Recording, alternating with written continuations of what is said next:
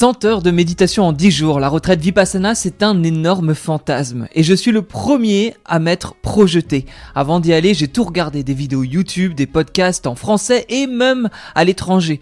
J'ai entendu beaucoup de choses, j'ai imaginé énormément de choses et j'ai fantasmé tellement de choses. Mais vivre une retraite Vipassana, ça n'a rien à voir avec de l'écouter ou de l'entendre raconter par quelqu'un. Et plusieurs choses m'ont vraiment surpris. Alors, j'ai eu envie de faire cet épisode, un top 10 de ce que je ne pensais pas vivre à Vipassana. Des choses contre-intuitives, parfois inconfortables, des choses qu'on n'imagine pas, même après avoir tout écouté sur le sujet. Si tu veux découvrir l'intégralité de mon expérience, ce que j'ai vécu jour après jour, et la philosophie profonde derrière la pratique, je t'invite à écouter l'épisode précédent, c'est l'épisode 140. Tu y seras en immersion totale avec moi pendant cette retraite. C'est un épisode qui est long, qui fait 1h30, mais où justement j'ai essayé de faire l'épisode à chaud afin que ce soit le plus juste possible. Ici on est vraiment sur ce qui m'a étonné, surpris et parfois bousculé. L'idée c'est aussi de casser certains fantasmes autour de Vipassana. Et si cet épisode te parle, n'hésite pas à laisser 5 étoiles sur Apple Podcast ou Spotify, ça aide énormément le podcast à grandir. Vous êtes nombreux déjà à laisser des petits commentaires sur Spotify, YouTube, des notes sur Apple Podcast, des commentaires aussi sur Apple Podcast. Merci, n'hésitez pas à continuer, c'est ce qui aide ce podcast qui est entièrement gratuit et c'est un véritable soutien. Donc merci à ceux qui l'ont fait et merci aux prochains qui vont le faire. Tu peux aussi télécharger le PDF récapitulatif des enseignements Vipassana. Tu as le lien qui est dans la description de l'épisode. Tu rentres ton mail et tu y auras accès. Alors, prêt pour le top 10 de ce que je ne pensais pas vivre à Vipassana? Let's go! Je ne pensais pas que je me sentirais en prison. Et oui, ça, c'est vraiment quelque chose que je n'avais pas du tout anticipé, même si, une fois, dans un témoignage étranger, une personne qui avait pu le réaliser, c'était au Népal, pour le coup, qui expliquait, cette personne avait expliqué qu'elle n'était pas du tout dans la méditation, qu'elle avait testé ça, et qu'elle avait dit, je me souviens de cette phrase, qu'une prison était sûrement plus agréable que Vipassana. Effectivement, j'avais entendu cette phrase, je l'avais mise de côté parce que encore une fois, c'était vraiment quelque chose qui n'est pas commun. Et pour le coup, je pensais pas que c'était un sentiment qui allait vraiment me frapper. Et dès le premier jour, enfin le premier matin de mon arrivée, j'ai eu ce ressenti. Pourquoi ? Parce que clairement, on est dans une ambiance masculine puisque les femmes sont d'un côté, les hommes sont de l'autre. Que le centre Vipassana en France est quand même plutôt grand.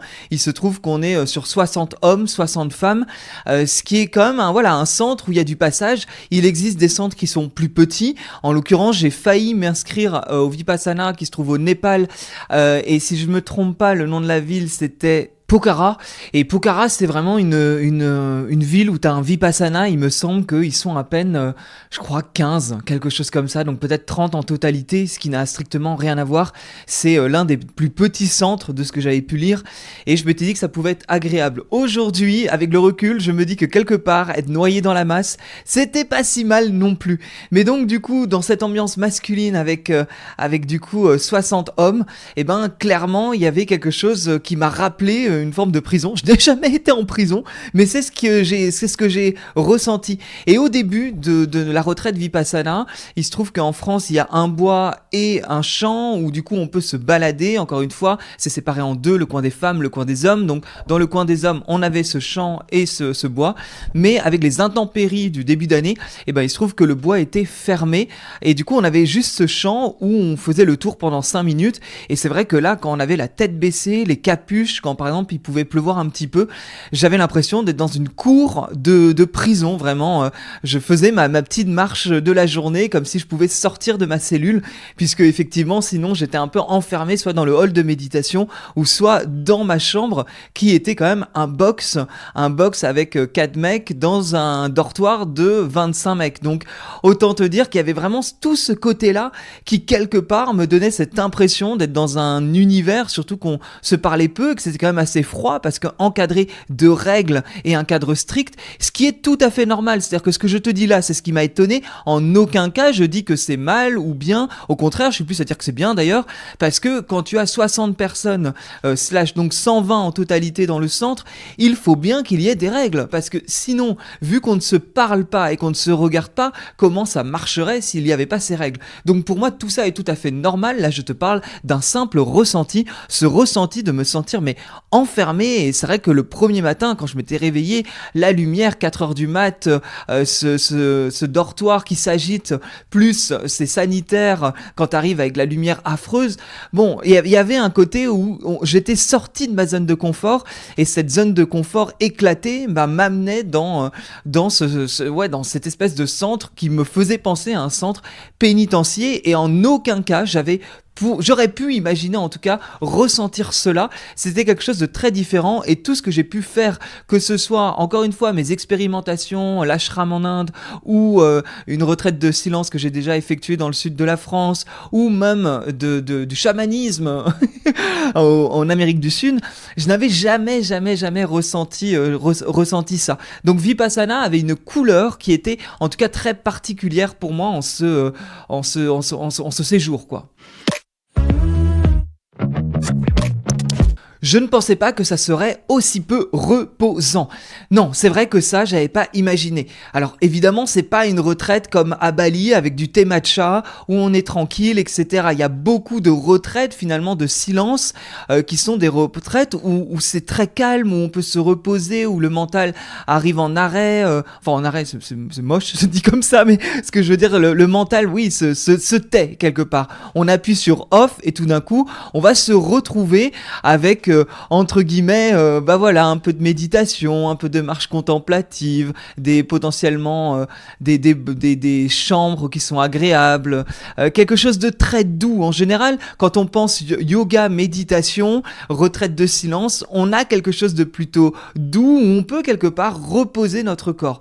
Et ben là, c'est vrai que j'avais pas imaginé à quel point finalement je n'allais pas être reposé. Les 4h du matin étaient extrêmement violents. Je suis quelqu'un de matinal, mais vraiment le 4h du mat, je ne pensais pas que ça serait si compliqué. Pourquoi ? Aussi parce que justement, dans plusieurs témoignages que j'avais pu entendre, les gens disaient que le 4h du matin, c'était pas un problème pour eux.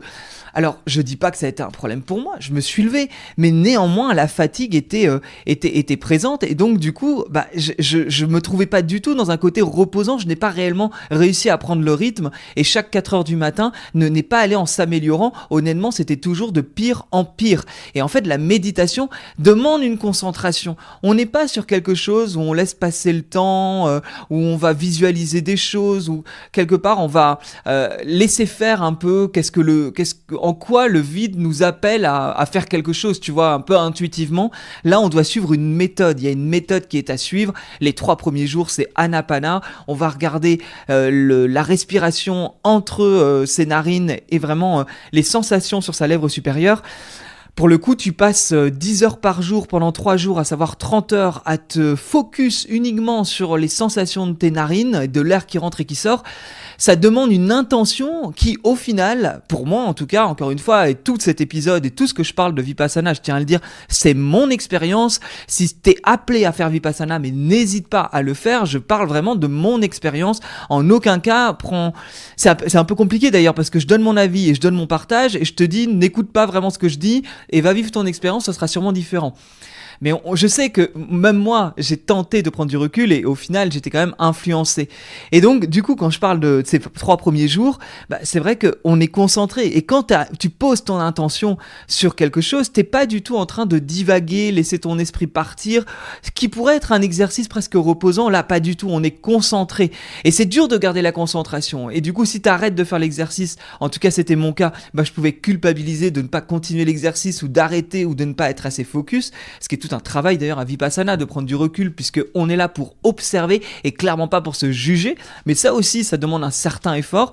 Et puis ensuite, le Vipassana en soi, j'explique vraiment tout dans l'épisode 140, donc je vais pas rentrer dans le détail, mais c'est une technique pour scanner son corps de haut en bas pour atteindre ce qu'on appelle l'équanimité, à savoir anicca, observer sans jamais aspirer à quelque part à que ça soit positif, à savoir l'avidité, que ce soit agréable, et sans jamais non plus essayer de ne pas être dans l'aversion, à savoir de mettre de côté les douleurs.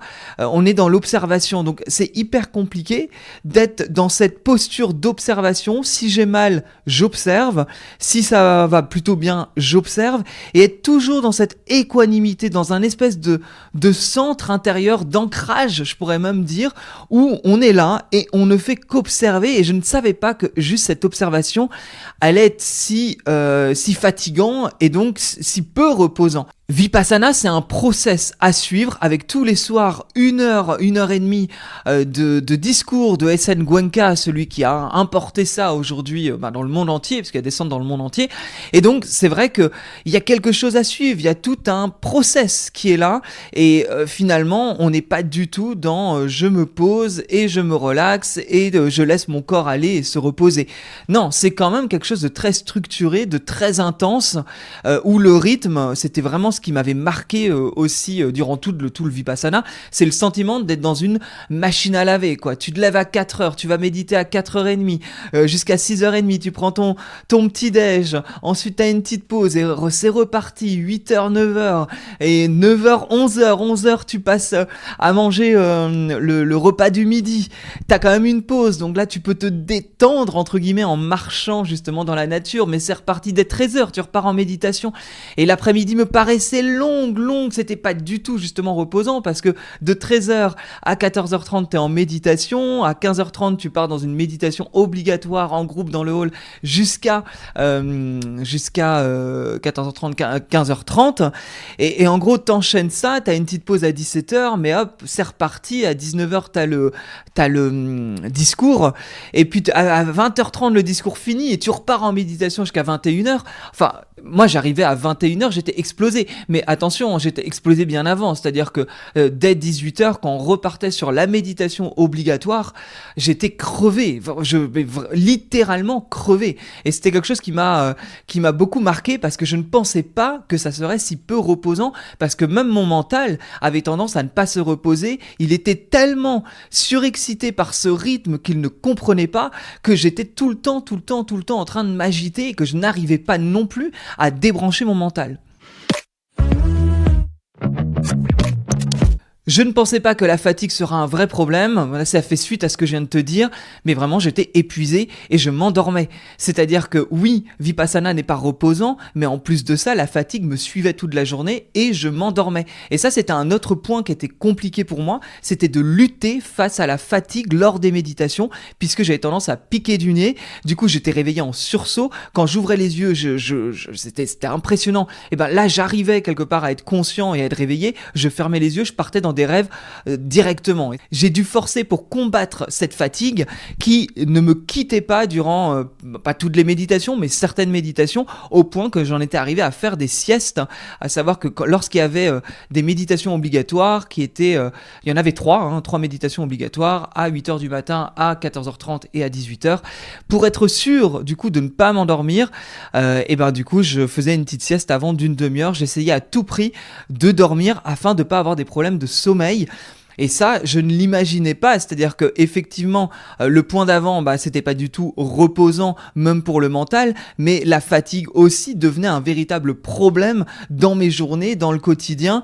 Et moi je bois pas de café pour le coup, donc j'avais aucun excitant non plus, je pouvais pas m'aider. Je me souviens à l'époque, l'année dernière, enfin à l'époque, c'était pas il y a pas 10 ans, mais il y a 1 an, il y a 2 ans d'ailleurs, en Colombie, lors d'une retraite de yoga, de méditation et de silence. Bon, là, qui avait rien à voir, on était dans un lieu magnifique, on méditait clairement pas autant parce que c'était un programme qui était libre, il y avait une méditation obligatoire qui durait entre 3/4 d'heure et 1 heure, ça n'a rien à voir avec les 10 heures, et je me souviens déjà qu'à l'époque, je m'endormais durant ces méditations, donc il y avait que pourtant 3/4 d'heure, 1 heure, et j'en avais parlé du coup à l'enseignant, qui m'avait dit, avec un peu d'humour, you just drink coffee, we'll be alright. Donc bois du café et ça ira mieux. Et ça avait été, on n'était pas 120 hein, là on devait être à peine, même pas 10, ça avait fait rire tout le monde, c'était beaucoup plus cocooning, casanier et détente hein, quelque part. Et pour le coup, j'avais commencé à boire du café colombien épicé avec des épices, en tout cas très parfumé. Et je n'aime pas le café, mais ce café colombien était absolument très bon, je m'y étais habitué et quelque part ça me donnait un petit coup de speed juste avant les méditations. Et il m'avait expliqué autre chose qui est aussi un point à prendre en compte. Il se trouve que comme il m'expliquait, beaucoup d'Occidentaux qui débarquent en Colombie dans des retraites de silence sont crevés au début parce qu'ils n'ont pas l'habitude de mettre leur système nerveux au repos. Et en fait, on ne se rend pas compte que dans la société dans laquelle on vit, alors je ne sais pas si tu vis en pleine campagne avec tes animaux et que donc tu es relativement avec un système nerveux plutôt calme, mais si tu es dans une vie active en ville ou ne serait-ce qu'avoir une famille, des enfants, je ne sais quoi, enfin, il y a quand même une sorte de speed. Et il expliquait qu'à partir du moment où tout d'un coup on n'a plus de téléphone, plus d'ordi, plus d'enfants, plus de mari, plus de femmes, plus de travail et qu'on arrive dans un calme, le système nerveux a tendance à tout lâcher et donc l'endormissement devient quelque chose de commun. Et je me suis dit qu'à Vipassana c'était peut-être aussi ça. Au-delà du côté non reposant de la retraite, c'était aussi peut-être mon système nerveux qui avait été quand même bien sollicité jusqu'au dernier moment, juste avant même d'arriver à Vipassana. J'étais en train de répondre à mes messages, une centaine de messages sur Instagram, une cinquantaine de messages sur WhatsApp. J'étais pas du tout reposé moi en arrivant à Vipassana. Et donc je pense que ça a activé cette fameuse fatigue et c'est pour ça aussi que c'était là, mais j'ai été très très très très surpris en tout cas que ça ne me quitte pas du début à la fin. Je devais mettre des stratagèmes pour réussir à éviter de dormir et donc mes stratagèmes c'était des siestes hein. Ni plus ni moins. Je ne pensais pas que méditer pouvait être une torture. Non, ça je ne pensais pas non plus, parce que je savais que ça pouvait être douloureux, mais qui réellement dans une vie à un moment donné décide de partir faire des méditations, à savoir 10 heures par jour pendant 10 jours? Personne. On peut expérimenter des méditations chez soi, mais finalement chez soi on est dans son environnement, on va peut-être utiliser le canapé ou son lit ou un mur, ou en tout cas voilà, ceux qui essayent la méditation vont se mettre à l'aise. On ne va pas se mettre dans une salle avec 120 personnes sans aucun dossier, juste sur des coussins. Là, je peux te dire que je savais que ça allait être compliqué, mais je ne pensais pas que ça allait devenir une véritable torture.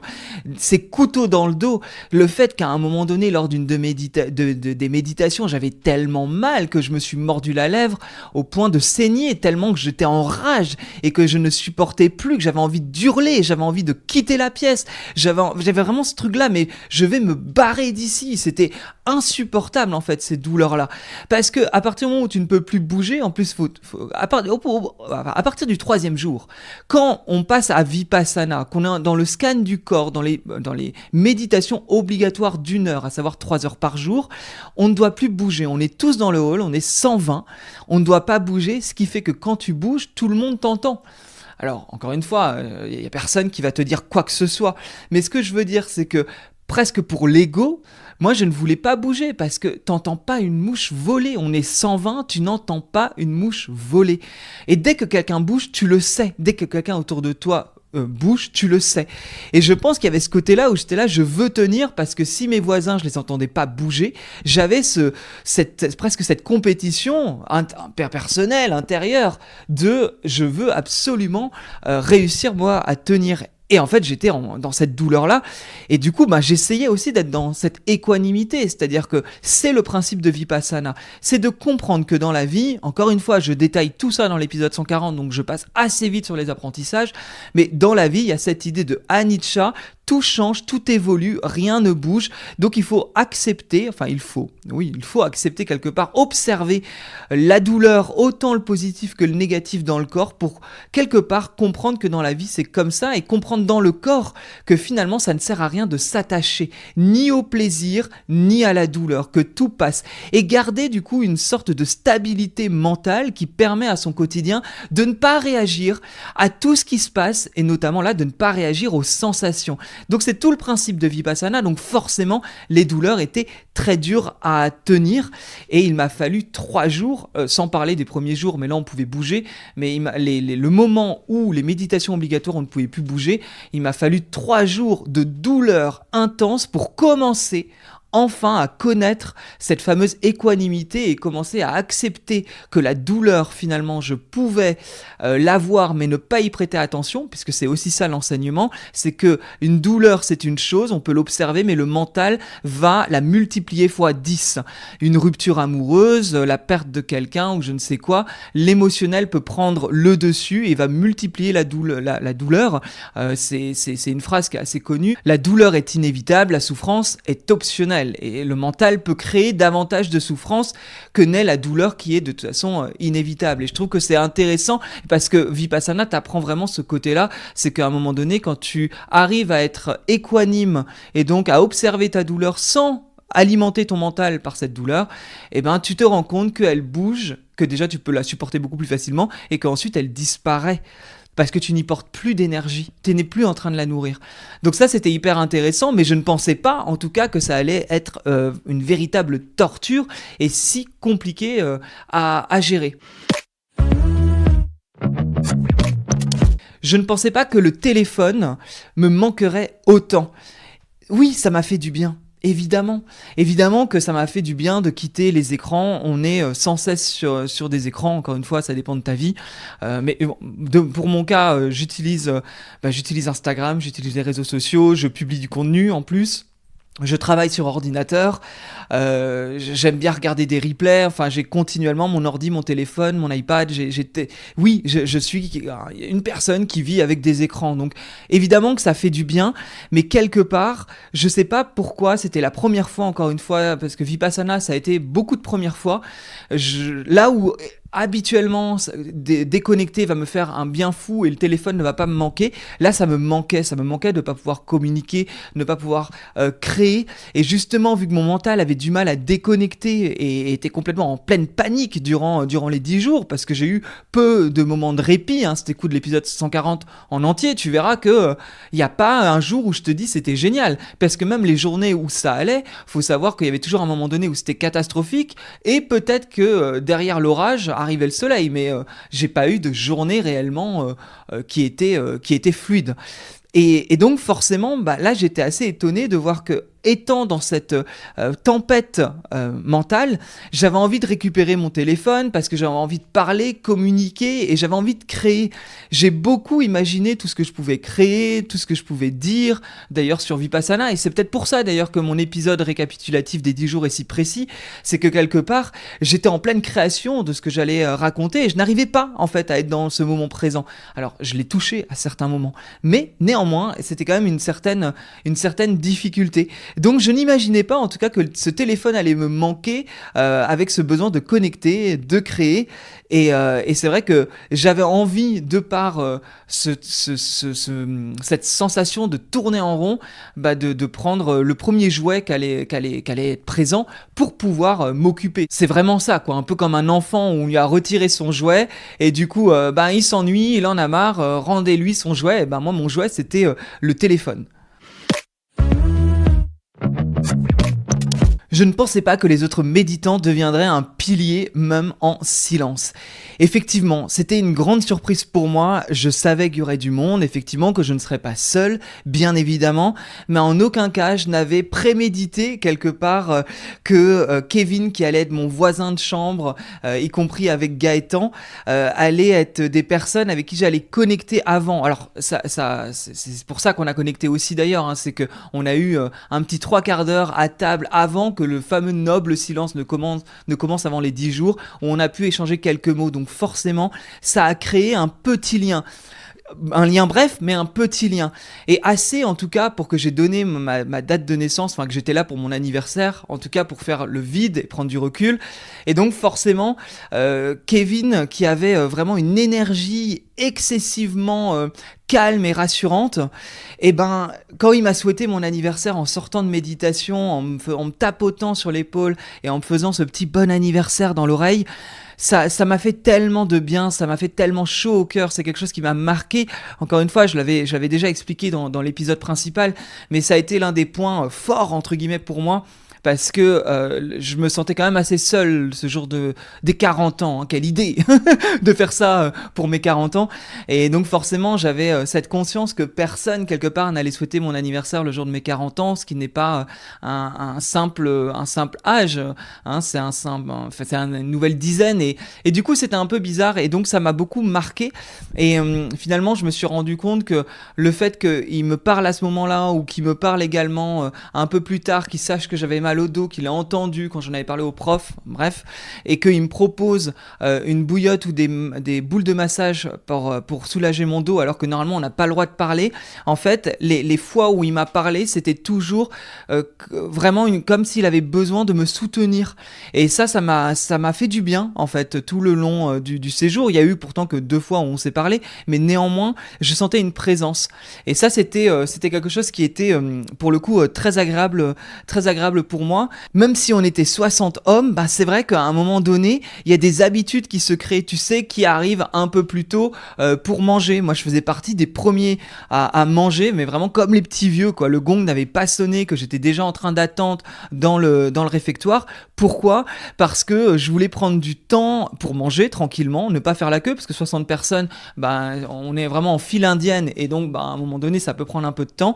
Et moi, je voulais manger en priorité pour avoir le plus de temps possible pour marcher dehors.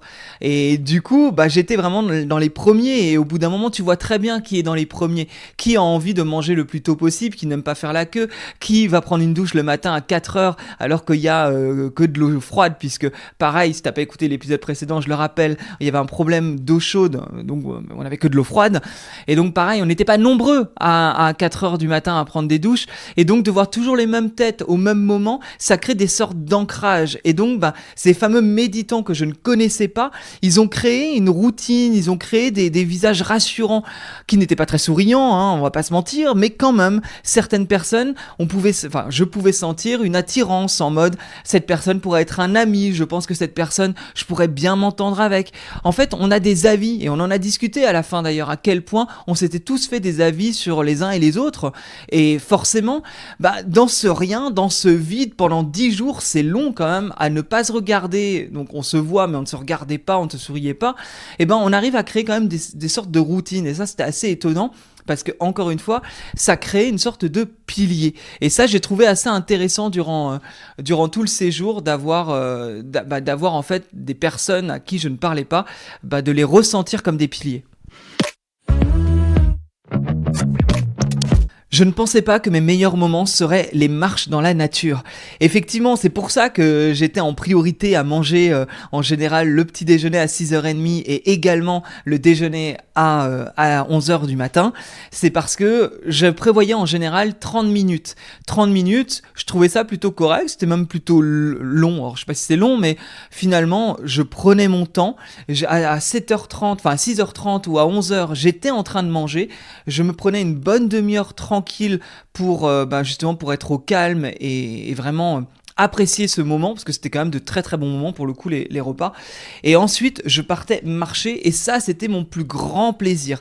Et je n'avais pas imaginé quelque part que Vipassana, qui est quand même axé sur la méditation, j'allais tout faire pour trouver des fenêtres de tir pour aller marcher.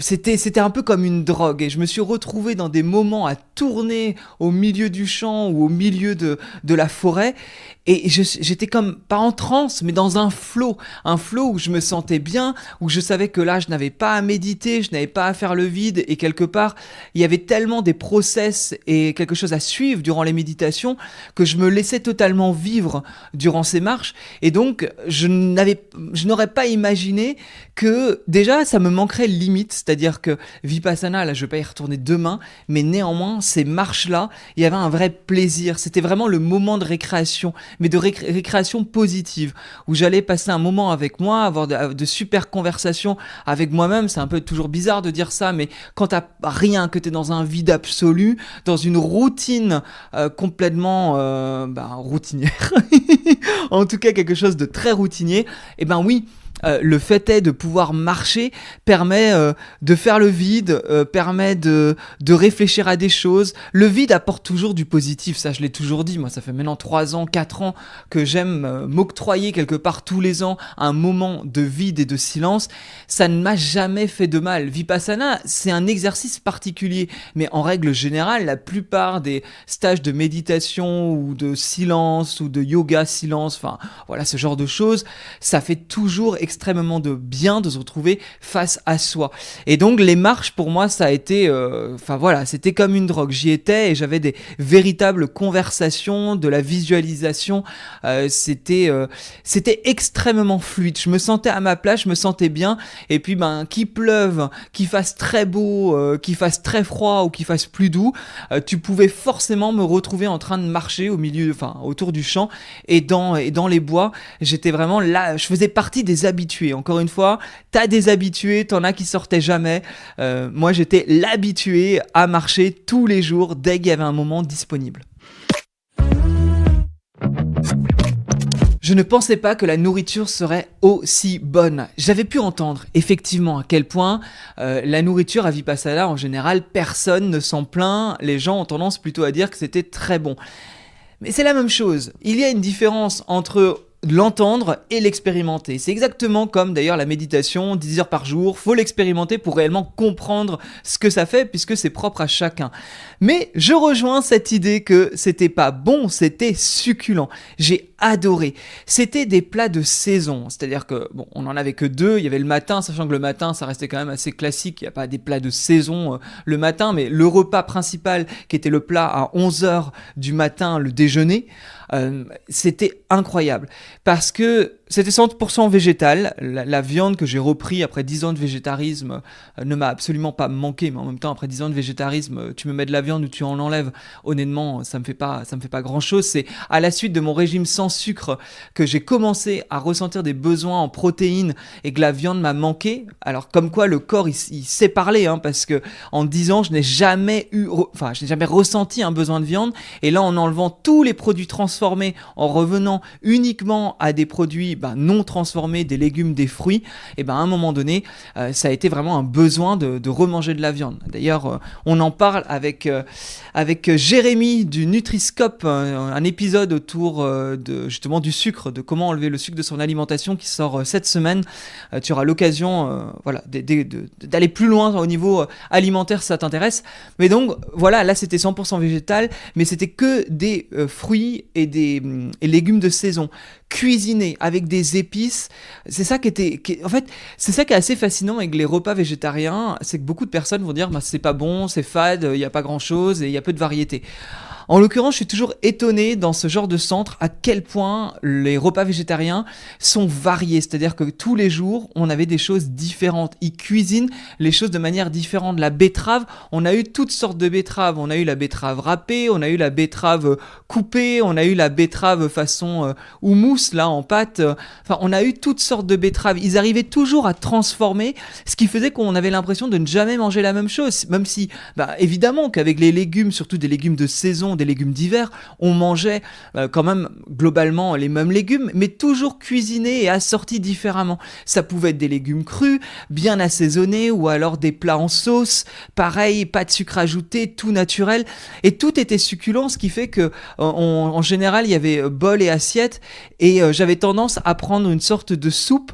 Souvent il y avait marqué le reste d'hier, et donc en fait ils récupéraient ce qui n'avait pas été mangé, ils en faisaient des soupes. Ce qui fait que j'avais mon petit bol de soupe qui était délicieux du reste de la veille, suivi de ce qu'ils avaient cuisiné le jour même. Et ça, je suis pas très cuisinier, je vais pas te faire les plats que j'ai mangés, mais voilà, des légumes, des fruits, des plats en sauce, c'était très très bon. Il n'y avait pas de dessert, enfin un jour sur deux, non, si quand même, il y avait un jour sur deux un dessert. Moi j'en ai pas pris à chaque fois parce que dans les desserts, j'imaginais qu'il y avait du sucre. Or, à un moment donné, j'ai remarqué en commençant à goûter les desserts que c'était tester des desserts maison. Ça pouvait être des gâteaux, de la mousse au chocolat, etc. Par contre, il y avait quasi pas de sucre, c'est-à-dire que moi aujourd'hui, tu me fais manger quelque chose de sucré, je le sens tout de suite, puisque ça va faire bientôt 2 mois que j'ai arrêté. Et ben en l'occurrence là, c'était extrêmement bon. Tu sentais tout de suite que c'était sain. Moi j'ai trouvé ça extrêmement goûtu, parce qu'en ayant arrêté toute alimentation industrielle depuis 2 mois, j'ai trouvé qu'il y avait du goût dans tout ce que je mangeais là-bas, et c'était un véritable plaisir. Donc pour moi ça a été quelque chose ça faisait un peu comme la marche dans la forêt et dans la nature, ça faisait partie des grands plaisirs de la journée. En même temps, tu vas me dire, avec 10 heures de méditation par jour, évidemment que la marche et les repas sont un véritable divertissement. Je ne pensais pas qu'on ne méditerait pas réellement 10 heures par jour. Alors, ça pareil, ça m'a énormément étonné parce que c'est pas ce qui est vendu. Alors, attention, Vipassana c'est gratuit, c'est par don, en aucun cas il y a quelque chose à payer, mais tu peux donner un don évidemment pour la nourriture, parce qu'encore une fois tu as très bien mangé, tu as quand même été logé, bon il y a eu de l'eau froide, mais certes, mais néanmoins tu as tout un enseignement, donc ça me paraît logique en tout cas de faire un don, mais tu donnes le montant que tu veux. Mais du coup, moi je m'attendais à 10 heures par jour et quelque chose de très carré. J'avais cru voir en plus, justement, dans un témoignage, entendre du moins, que une personne, je crois que c'était en Inde, si tu te levais pas à 4 heures du matin, on te réveillait à 4h30 pour que tu médites, que tu sois dans ta chambre ou dans le hall, et qu'on venait te chercher. Et donc du coup j'avais un peu cette idée que je ne pourrais pas être tranquille et qu'on allait vérifier que j'étais bien en méditation. En tout cas, en France, dans le Vipassana, le Dhamma Mai, je mets le lien d'ailleurs si tu veux t'inscrire à Vipassana, c'est un site qui est vraiment moche et pas ergonomique, mais je te mets le lien dans la description. Et ben il se trouve qu'on vient pas vérifier quoi que ce soit, hein, tu fais un peu ta vie, t'as 3 méditations obligatoires. C'est 3 méditations, 8h, 9h, 14h30, 15h30 et 18h, 19h. Tu as le discours qui est obligatoire à 19h et la méditation de 20h30 obligatoire également. Ce qui fait que tu as des créneaux comme ça où tu sais ce que tu dois faire et où être. Mais tous les autres créneaux, qui sont souvent des créneaux d'1h30, de 2h, finalement, tu as la liberté soit d'aller dans le hall, soit d'aller dans ta chambre. Mais quand tu es dans une chambre séparée par des planches et des rideaux, comme là on avait, finalement, une fois que tu es dans ton petit box, tu peux dormir, tu peux regarder le plafond, tu pourrais très bien, c'est ça que, enfin, faut pas le faire, hein, mais tu pourrais très bien amener un livre, des crayons de coloriage et des magazines à colorier. Enfin, tu vois, en vrai, personne n'est en train de vérifier ce que tu es en train de faire durant ces heures non obligatoires dans le hall. Et donc, forcément, très vite, moi, vu les difficultés que j'ai pu avoir, notamment avec le sommeil, je savais que il était important pour moi de dormir des fois des 30 minutes ici et là pour pouvoir tenir. Et donc je méditais pas réellement 10 heures par jour parce que je m'étais créé mon propre emploi du temps. À 4h30, j'aimais bien aller méditer. C'était tôt, certains dormaient, je vais pas te dire le contraire, hein, mais il y en a plus d'un qui dormait jusqu'à 6h, qui se levait à 6h pour aller prendre le petit déjeuner à 6h30 et qui commençait réellement la méditation de la journée officielle à partir de 8h, mais il squeezait le matin. Et ça, je pensais pas. Je savais pas, quelque part, que tout le monde allait un peu faire sa petite popote, quelque part de méditation. Le premier matin, à 6h30, quasi tout le monde était là. La salle de méditation était quasi pleine. Dès le deuxième matin, les gens avaient plus ou moins compris qu'il y avait des méditations obligatoires et non obligatoires. Franchement, ça s'était vidé, hein. À 4h30 du matin, t'avais pas tout le monde en salle de méditation. Et on peut pas... Enfin, voilà, je vais pas te mentir, mais quand t'entends des gens encore ronfler à 4h30 quand tu vas en salle de méditation, t'as bien compris qu'ils sont pas en train de méditer dans leur chambre. Et ça a été une grande surprise pour moi, que finalement on pouvait quelque part faire un peu son planning. Donc moi à 4h30 en général j'allais méditer jusqu'à 5h30, j'aimais beaucoup l'ambiance de méditation à ce moment-là, et à 5h30 j'allais me prendre une petite tisane, je me mettais dans ma chambre, je méditais, ou alors j'étais un peu dans le rien faire. Ça m'est arrivé peut-être 1 ou 2 fois, ça n'a pas été courant, mais que je m'endorme aussi à ce moment-là avant le petit déjeuner de 6h30, les moments où j'étais claqué, ou que j'en pouvais plus, ou que j'avais le dos complètement en vrac, hein, parce qu'encore une fois je rappelle que c'était pas du tout reposant. Et donc j'avais un peu mis en place mon système de je vais méditer dans le hall tant que je peux. À un moment donné, quand j'en ai marre ou quand ça marche plus ou quand je me sens pas bien, je vais dans la chambre. Et même des fois, j'allais faire un petit tour du bois ou du champ au moment des méditations. Et là, je me suis rendu compte que effectivement, c'est quasi vide, il y a personne. Mais tu pouvais quand même tomber sur au moins à chaque fois 1 ou 2 personnes. Les fois où j'ai décidé d'aller faire un petit tour pour prendre l'air pendant 5-10 minutes, un quart d'heure entre 2 méditations, je pouvais tomber sur des gens qui étaient en train de se balader. Et donc ça m'a surpris. Je ne m'attendais pas quelque part que Vipassana puisse être aussi quelque part flexible. On peut imaginer que si tu as ta chambre individuelle, encore une fois, les nouveaux étudiants sont la plupart du temps en dortoir, mais à partir du moment où tu as été plusieurs fois à Vipassana, tu as une chambre individuelle. Bon, là, quelque part, tu peux dormir plus facilement, tu peux te reposer plus facilement, t'as pas le bruit de la collectivité, le bruit que je pouvais avoir dans le dortoir. Et au final, ça peut être presque tranquille selon comment tu aménages tes horaires. Et j'ai pu parler à des anciens étudiants, ils savaient très bien comment ils aménageaient leurs horaires. C'était pas toute la journée pendant 10 heures. Ils allaient faire comme ça, une petite demi-heure par-ci, 1 heure par-là, dans leur chambre. Enfin, il y avait du mouvement, ils n'étaient pas assis pendant 10 heures par jour. Ce que j'avais un peu imaginé, fantasmé dans ma tête. Et heureusement que ce n'était pas le cas, j'aurais été incapable de tenir 10 heures de méditation par jour, ça aurait été impossible. Donc ça a été une véritable surprise, mais aussi une bénédiction pour moi de réaliser que quelque part j'allais pouvoir prendre des moments de recul pour ne pas être en méditation constante, puisque j'ai l'impression que j'aurais pété un câble et que j'aurais quitté le centre bien avant la fin. C'est le fait que je puisse aller me reposer, aller faire un tour dans le bois ou décider de ne rien faire et de reposer mon dos dans le lit en regardant le plafond qui a fait que j'ai pu tenir parce que j'étais arrivé à un stade où les méditations, moi j'en avais jusque-là, jusqu'au-dessus de ma tête et j'étais là, basta, j'en ai ras-le-bol et donc j'étais obligé de faire des pauses pour pouvoir me recentrer et reprendre le process des méditations Vipassana.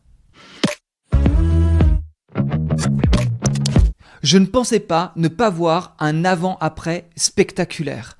Et oui, ça je l'avais fantasmé. J'imaginais, parce que j'ai entendu beaucoup de témoignages autour de Vipassana, que finalement j'allais sortir de Vipassana et j'allais être un nouveau Nico et que ma vie allait être totalement transformée. Non. Non, du tout. Je suis rentré à Paris, je n'avais qu'une envie, qu'une chose en tête, c'était d'écouter de la musique, d'appeler ma mère, de faire du ménage, de me faire à manger, de regarder les primes de la Starac que j'avais loupé. Enfin, en aucun cas, il y a eu une transformation radicale ni spectaculaire. Et c'est vrai que c'est un peu le problème quand on écoute souvent les avis sur YouTube ou en podcast, c'est que les personnes ont tendance à donner le positif. Eh bien, ils ont raison, parce que c'est ce qu'ils ont vécu. Mais du coup, on peut s'attendre à ça. Mais c'est pour toute pratique, hein. C'est vrai que souvent, quelqu'un va vouloir essayer, je sais pas, de l'hypnose, parce que Micheline a fait de l'hypnose pour arrêter de fumer, elle a réussi. Donc forcément, on est attiré par les bénéfices. On est toujours attiré par les bénéfices de quelque chose. Peu importe, d'une psychothérapie, d'une retraite de silence, d'un cours de yoga. On est attiré par qu'est-ce qu'on va en tirer, justement. On est attiré parce qu'on va en tirer. Et donc forcément, Vipassana, c'est quelque chose d'intense, c'est quelque chose de brutal, 10 heures de méditation pendant 10 jours, les gens, ils ressortent de là, il y a des transformations. Certaines personnes règlent des problèmes de dépression, d'addiction à l'alcool, à la drogue. Il y a des vrais changements. C'est un peu comme avec le chamanisme en Amérique du Sud et cette plante psychédélique.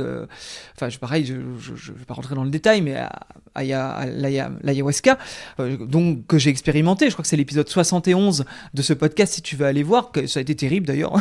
Moi, je crois que je teste des trucs assez brutals, mais je n'ai jamais de gros changements. Je suis un peu la personne qui raconte des choses en te montrant que tu peux faire des choses incroyables, mais que tu n'auras pas les bénéfices assurés derrière. Et c'est important de le dire parce que j'en ai parlé avec des anciens méditants, des anciens étudiants qui ont fait 1, 2, 3, 4, 5, 6 des fois 7 Vipassana, ça a changé leur vie. Ils le disent, j'en ai rencontré, ça a changé leur vie. Mais comme ils m'expliquent, 90% des gens qui font Vipassana, ça va potentiellement rien changer. 5% vont garder une pratique de méditation et vont garder certains bienfaits, et 5%, les chiffres je les ai pas, c'est pas des chiffres officiels, mais c'est un peu ce qui m'expliquait cet ancien étudiant, 5% pour le coup vont être dans une pratique Vipassana de tous les jours, plus faire du bénévolat pour Vipassana, plus faire différentes retraites en France ou en Europe ou dans le monde, et continuer c'est pas alimenter, mais en tout cas à pratiquer Vipassana avec les bienfaits. Cette personne, cet étudiant qui m'en avait parlé, m'avait dit quand je suis arrivé à Vipassana, j'ai su que j'étais au bon endroit, que j'avais trouvé ce qu'il me fallait. C'était une évidence pour lui. Et c'est important de le dire, c'est-à-dire que Vipassana, si ça t'intéresse, si t'es curieux, finalement, dis-toi que peut-être que tu seras au bon endroit et que ça va tout changer pour toi. Peut-être que tu verras des micro-changements, peut-être que tu vas vivre l'horreur, peut-être que ça ne te fera rien, tu ne vivras pas l'horreur et en plus tu n'auras pas de bénéfices, mais tu n'auras pas non plus un bonheur absolu, tu ne sais pas. En fait, je pense qu'il n'y a que l'expérimentation qui permet de savoir. Et donc forcément, quand je suis sorti de Vipassana, ça fait une semaine, jour pour jour, là que je suis sorti du centre. Qu'est-ce que j'ai mis en place ? De la méditation tous les jours, mais c'est entre une demi-heure et 1 heure par jour, découpé matin et soir, et encore c'est pas automatique, c'est de manger sans écran. Hier, à la limite, ça je peux te le dire, j'avais une opération d'une dent, donc pas le truc le plus agréable, qui durait 1h30 quand même, sous anesthésie locale. C'était pas foufou comme expérience, évidemment, mais je sais pas à toi que je vais apprendre que le dentiste, pour te faire opérer d'une dent pendant 1h30, c'est pas la folie. J'ai utilisé la technique Vipassana, c'est-à-dire que j'étais en train de scanner mon corps, de la tête aux pieds, des pieds à la tête, et quelque part, j'étais relativement équanime, tout change, tout bouge, j'observe, mais je ne m'attache pas aux sensations qui étaient là des sensations plutôt désagréables. C'était anesthésié, donc ça allait, mais néanmoins, tu te fais un peu charcuter. J'ai failli m'endormir, ce qui fait qu'à un moment donné, quand au bout, alors j'ai pas la notion du temps, c'est-à-dire que je n'ai pas vu le temps passer, 1h30, ça me paraissait tellement long quand elle m'a dit que ça allait durer autant de temps. Au final, quand ça s'est terminé, j'ai dit déjà, parce que je pense que j'ai somnolé. Donc j'avais la bouche grande ouverte avec un cal au fond de la bouche, le truc, encore une fois je vais pas te présenter ce que c'est d'aller chez le dentiste pour aller réparer un truc qui était un peu chiant au niveau des racines. C'était même pas le dentiste, c'était un spécialiste des gencives pour aller régler un problème d'infection, donc c'était pas juste une carie.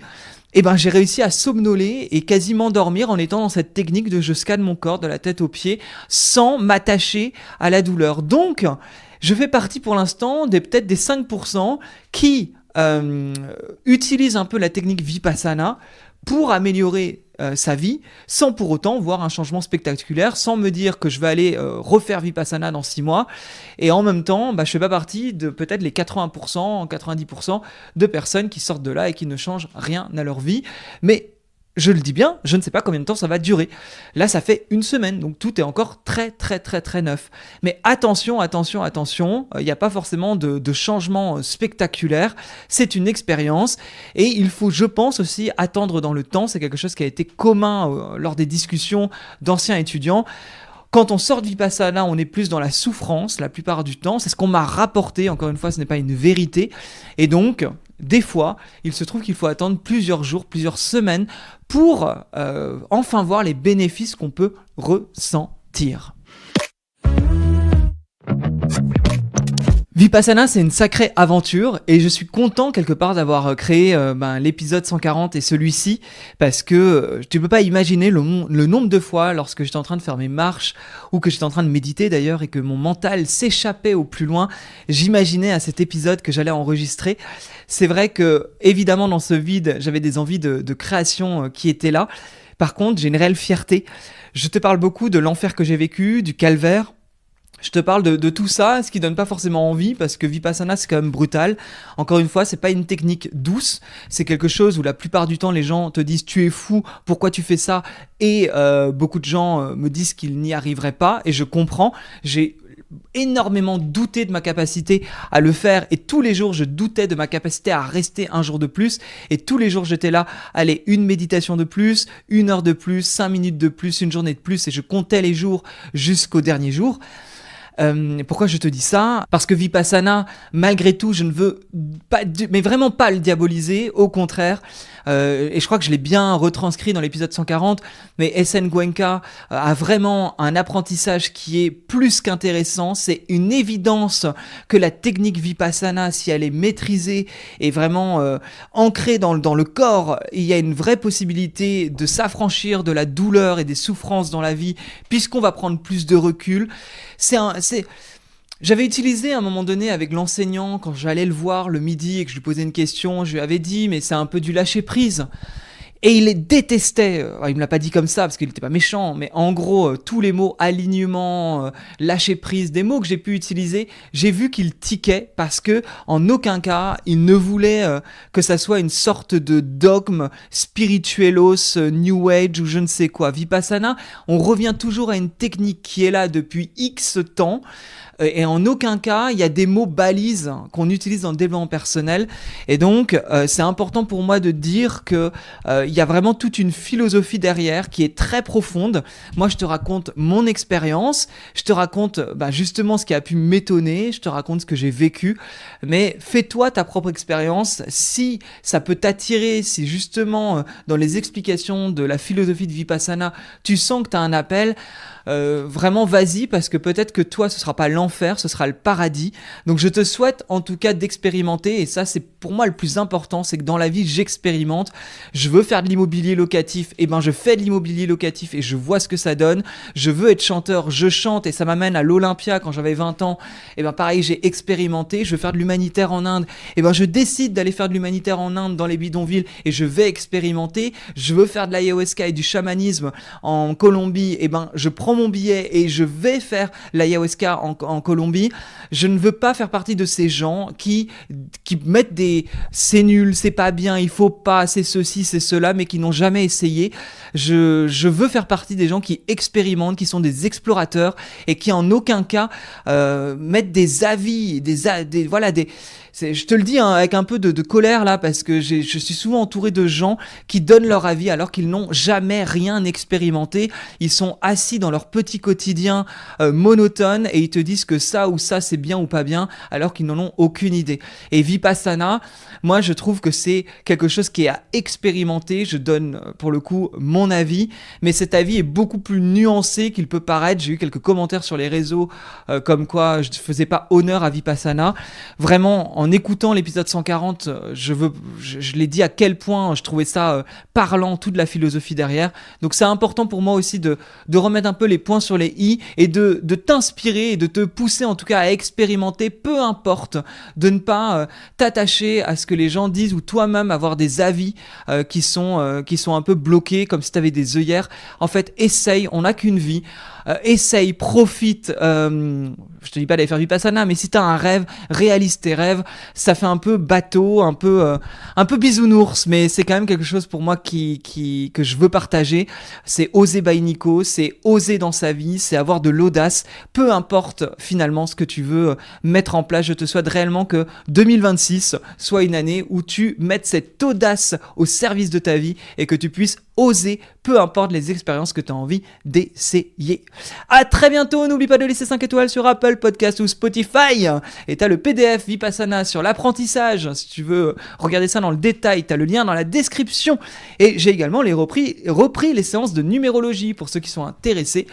Tu peux également, tu as le lien dans la description. On peut se programmer une séance de 2 heures ensemble afin que tu apprennes ton mode d'emploi et ta boussole intérieure pour 2026. À très bientôt, salut!